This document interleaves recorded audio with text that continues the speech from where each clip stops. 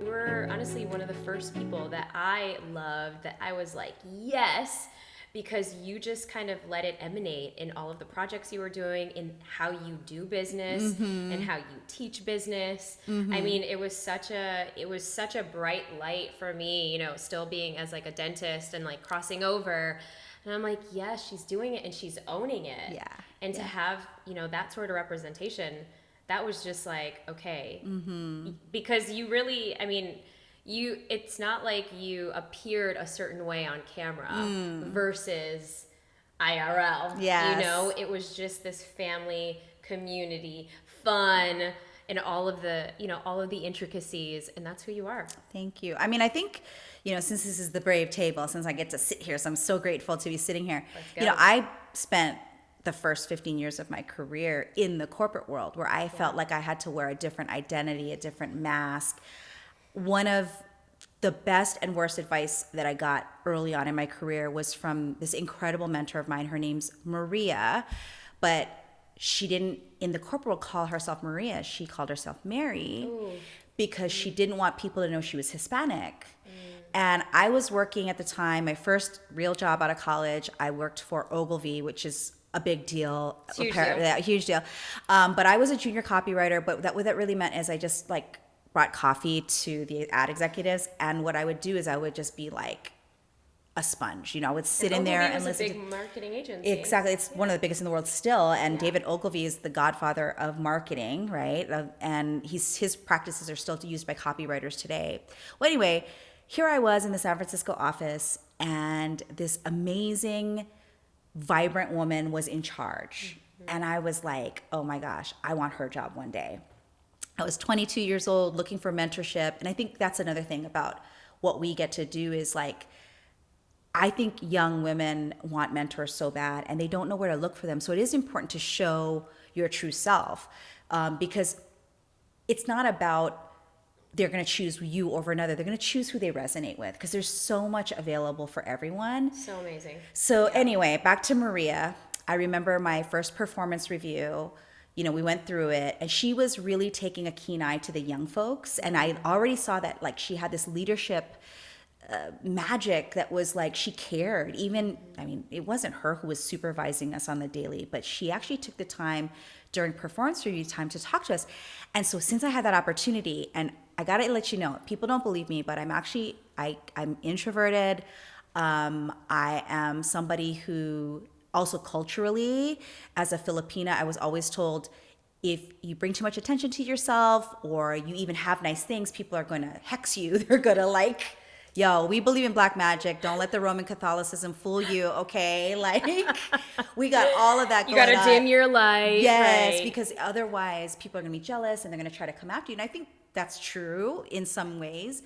But that was like always these two voices inside of me. Like, oh, I want to help people with what I know. And then there's the other voices like, be quiet. Don't bring too much attention to yourself, blah, blah, blah. So anyway, I remember I was just sweating bullets like, oh my God, I want to ask her this question. And I found the bravery to do it. But I was like, Maria, can I just, or Mary, I didn't even know her name was Maria. I said, if I want your job one day, what would I have to do to get it? And I remember her saying to me, oh my God, I've never had a young woman ask me that. So first of all, thank you. Wow.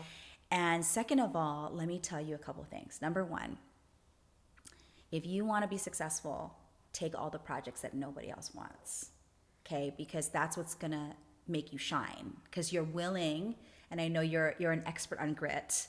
It's like your grit, your resilience, your ability to resource things and figure stuff out by taking things that nobody wants to take them on because they're political or like in a corporate environment or there's a chance of failure. Or they rock the boat in some way. Exactly. And she's like, the only way you're going to get noticed is that. And number two, this was the quote unquote bad advice. She revealed to me that her real name was Maria, not Mary, and that she had to hide that she was Hispanic because she was a light presenting Hispanic, just like I'm a light presenting Filipina. And she was like, don't tell people you're Filipino anymore. Oof. If you want to rise the ranks. And that was like a gut punch and like a yes to that part of my, the devil on my shoulder that was saying, don't stand out. Don't let people know who you really are. You have to like please other people to succeed. Because I was ambitious, but I was also like, I had all those cultural influences going on. So anyway, Of course. she gave that great advice. Absolutely led to me moving up the corporate ladder super quick, because I took on every project that sucked. I was like the Olivia Pope of like the corporate world. People were always trying to recruit me to be on their projects and lead their teams and, you know, all that. But I never talked about being Filipino. I never wore my stilettos because I'm a shoe girl, okay? Yes, she is Imelda Marcos. Yes, okay. I sure am. I'm really like the Imelda Marcos of like this world. Yes, and gratefully and proudly so.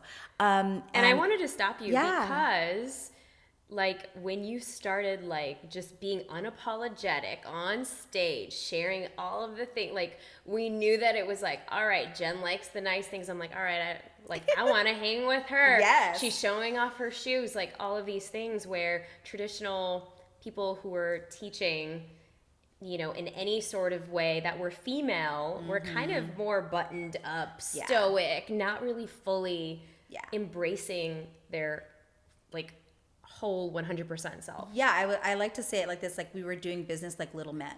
Yeah. It's like, why? Right. Why were we doing that?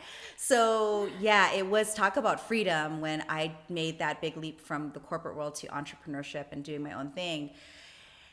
I did a lot of work around allowing myself to be me and really, because I'm a brand strategist. I'm somebody who can see the future and I can see how to grow really fast. And I realized that if I wanted to be a brand, meaning actually all of us are brands, even countries are brands. Yes, can we talk about that? Yeah. Because you say that a lot. All of us are brands.